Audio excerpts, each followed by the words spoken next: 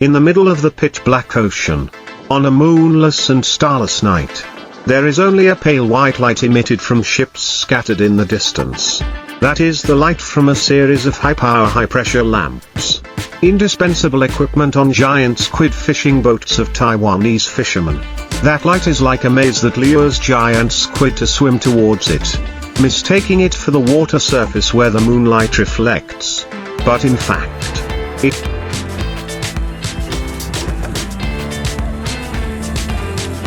is a sophisticated trap designed by human experience, technology and livelihood. These ships are more than 50 meters long, operating continuously from 30 to 90 days at sea, sometimes thousands of nautical miles from shore, in deep waters where sunlight cannot reach. On board, there are about 20 to 30 sailors from Taiwan, the Philippines, Indonesia or Vietnam. They work in shifts of 6 to 12 hours each, sometimes all night, in a cold, humid and salty environment. On this ship, life has no night, only work shifts and meal times. And sleep times are short naps awakened by the rumbling sound of squid fishing gear or the signal when a fishing line gets stuck. Unlike traditional hand fishing techniques, modern Taiwanese fishing boats are equipped with an automatic squid fishing system, a line hundreds of meters long.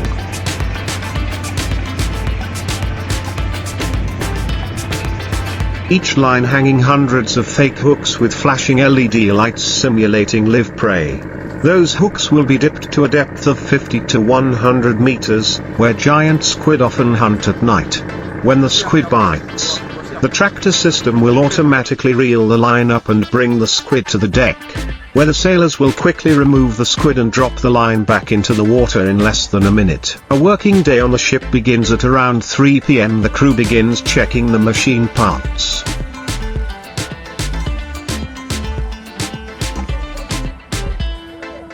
replacing broken hooks, lubricating the line winding system and preparing ice buckets to preserve the squid. The boat will anchor or move slowly around the fishing area, turning on the high-power lights when it starts to get dark, one of the most important stages. The large halogen or LED high-pressure lamps consume dozens of liters of oil each night but are the most effective bait. When the clock strikes 6 p.m., all the fishing rigs are lowered into the sea. Long rows of hooks shimmering in the water. The engine starts running. The steady hissing sounds continue all night long. The sailors take turns removing the squid, putting them in ice buckets or in cold water mixed with salt to keep them fresh. The big squids weigh from 5 to 15 kilograms, some up to nearly 1 meter long. With long, thin tentacles but extremely strong, if not careful, they can hit people's hands, causing bruises or even dislocations. At night, the sea is roughest. Big waves can make the deck shake violently. The squid slips out of the sailor's hands, or the fishing rig is misaligned. The line is broken. There are times when there are storms and the ship has to shut down and temporarily stop to avoid risks. But in most shifts, the ship still operates like a machine. Each line is dropped, pulled up, squid removed, iced, continuously for 8 to 12 hours. People who go to sea for the first time often get so seasick that they vomit blood and fall asleep on the deck from exhaustion. But after a few weeks, they gradually get used to it. Immersing themselves in the strange and fierce rhythm of life in the middle of the ocean. In the hold of the ship is the squid processing and freezing area. The freshly caught squid will be classified: large squid, medium squid, injured squid, then put into the quick freezing room. The temperature of -30 to -50 degrees Celsius helps keep the squid fresh for a long time without the need for preservatives. The damaged or substandard squid will be cut into fishing bait or dried. A giant squid fishing boat can catch from 5 to 20 tons of squid per trip, depending on the sea area, weather and season. Usually, the ship will stop at the nearest foreign port after about 2 months of work. Some ships will deliver the squid to a transit ship right at sea, without having to return to Taiwan, saving time and fuel costs. After each trip, the fishermen can rest for a few days before continuing their journey. Their lives are a cycle between the sea and the mainland. Between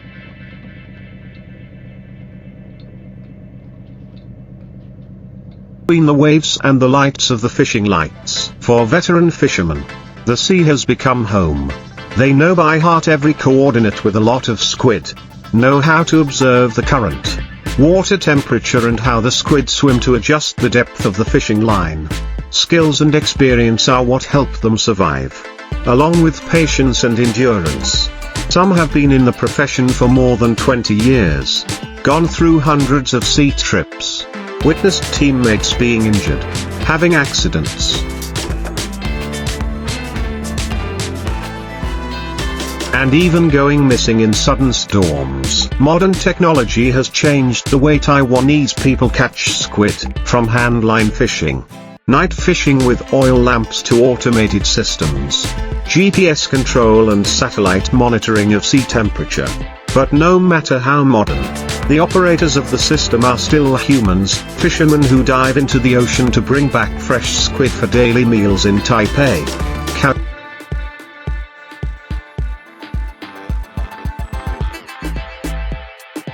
or for export to Japan, the US, and Europe.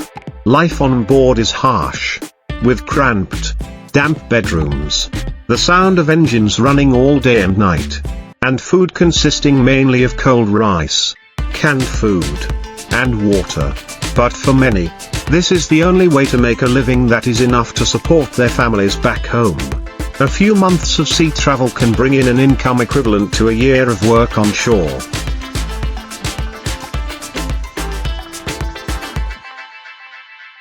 Especially for skilled sailors. In major ports such as Donggang, Keelung, or Kaohsiung, it is easy to see dozens of squid fishing boats anchored close together. Every time the squid season comes, usually from May to October, the port is bustling with the sound of engines, the sound of loading goods, the sound of fishermen chatting, and the sound of ship horns preparing to leave port. The bustling atmosphere only lasts a few days.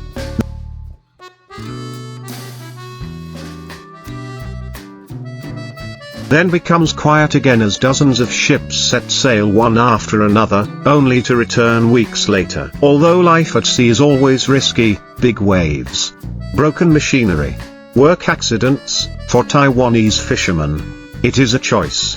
It is a trade-off between safety on shore and the possibility of earning more money at sea. There are people over 60 years old who continue to go on boats, because that is the life they are used to.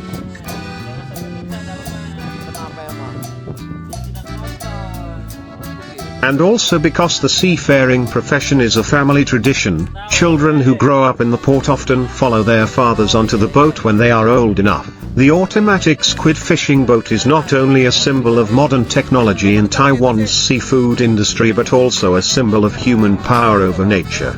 In the middle of the vast ocean, the white lights are like never-ending torches, illuminating the journey of making a living, the dream of a more fulfilling life, even though it is exchanged for sweat, tears, and blood. Below is the continuation of a 15.000 word article about the livelihood of Taiwanese fishermen on giant squid fishing boats using an automatic squid fishing system. Continuing the previous part, continuing the story. No topic. In the engine room at the stern of the ship, the diesel engine hums non-stop. It is the heart of the ship, providing power to the entire system, from the high-pressure lamps, the fishing line puller, to the rapid cooling system, the seawater filter, and even the cooking stove. 2 or 3 mechanics work here, constantly taking turns checking the oil pressure, engine temperature, and fuel consumption. A small fault in the engine can paralyze the entire ship in the middle of the sea, causing hundreds of millions of dong in damage in just a few hours. So the mechanics working silently in the dark and oil, are the unsung heroes of every sea voyage on a normal night.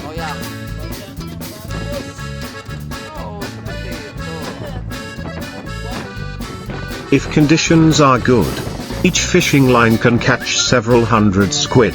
A boat has 15 to 20 fishing lines, meaning the total output can be up to several tons in one night.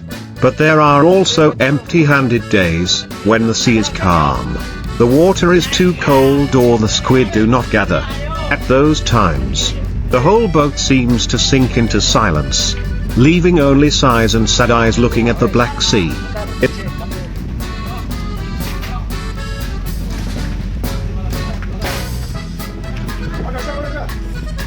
In the squid fishing profession, luck is also an essential part. Besides skills and diligence, the sailors on the boat are divided into groups: the fishing line operation group, the squid removal group, the freezing processing group, the logistics group that takes care of cooking. They work 12 hours in shifts, 12 hours of sleep and eating, then continue. But in reality, few people get enough sleep. When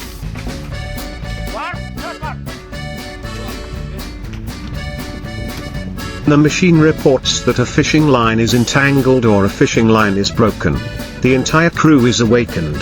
Sometimes the whole boat has to mobilize people to jump into the sea to untangle it in the cold, dark night. Fishing lines hundreds of meters long, with hundreds of sharp hooks, are not easy to untangle if twisted. Many sailors recounted that they witnessed colleagues being caught in fishing lines, or being hit in the chest by large squids,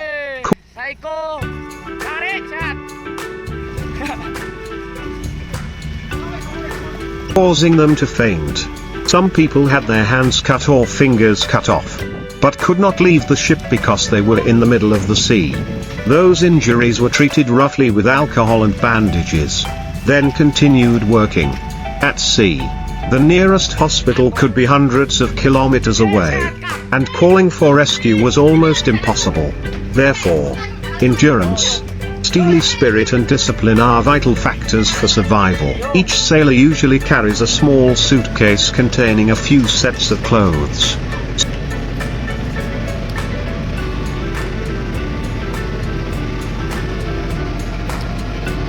some medicine, a notebook recording fishing schedules, and a few family photos for them. Images of loved ones are what keep their spirits from collapsing during long sea voyages. Some people use satellite phones to call home once a week, but most of them only contact when the ship stops at a foreign port or when a supply ship stops by. Homesickness is always present, especially when the ship catches during Tet.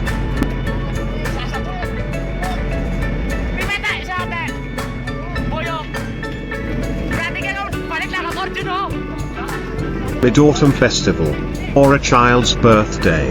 After each night of squid fishing, the deck is soaked with water and squid blood, so slippery that it is difficult to walk.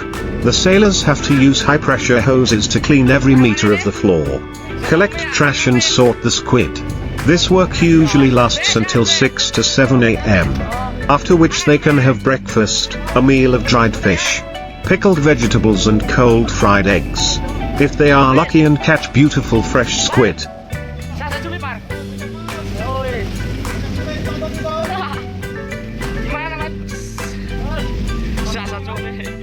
The ship's chef will make stir-fried squid, grilled squid or squid porridge. These are the dishes that make many sailors feel the warmest after a long night's work. Taiwanese giant squid fishing boats often operate in distant fishing grounds such as the South Pacific, Indonesian waters, Papua New Guinea, and even close to Africa. To be able to operate for a long time in international waters, the boat needs to have full papers, legal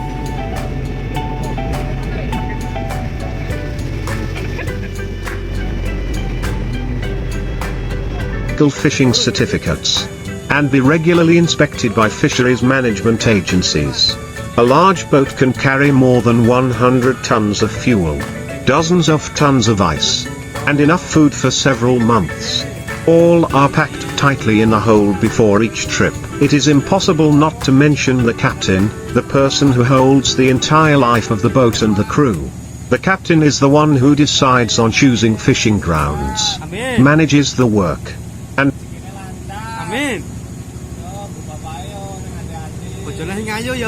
handles all emergency situations.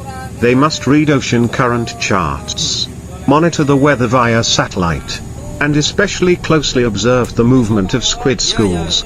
Many experienced captains only need to look at the color of the sea, the depth or the wind direction to know where to cast their line.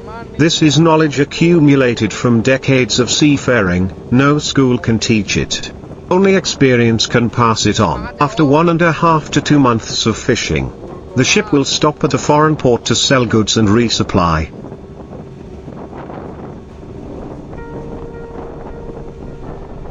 Places like Suva, Fiji, Port Moresby, Papua, Ambon, Indonesia, or Mauritius are familiar destinations. When the ship arrives at the port, a group of local staff will help unload the cargo. Boxes of frozen squid are weighed, classified and then transferred to refrigerated containers for export. Depending on the quality and season, the price of squid can range from 2 to 6/kg.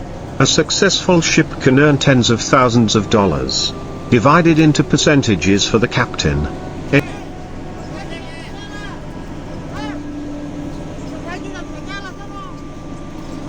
engineers and sailors. Days at port are a rare opportunity for fishermen to rest, shop for personal items, call their families or send money home.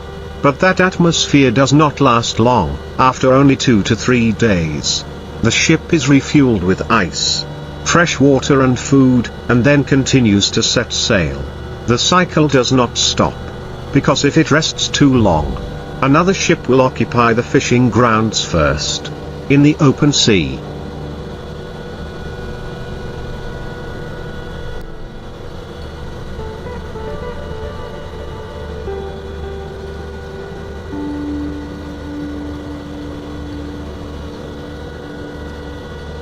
Whoever is faster and more accurate wins. There is no room for delay. Despite the hardship, many sailors still stick with squid fishing for many years. For them, this is not just a job but a part of life. They love the feeling of watching the sea at sunset, feeling the salty wind blowing through their hair, and the sound of the squid splashing when they are pulled up to the deck. Those sounds and images are deeply ingrained in their memories, even though they no longer go to sea.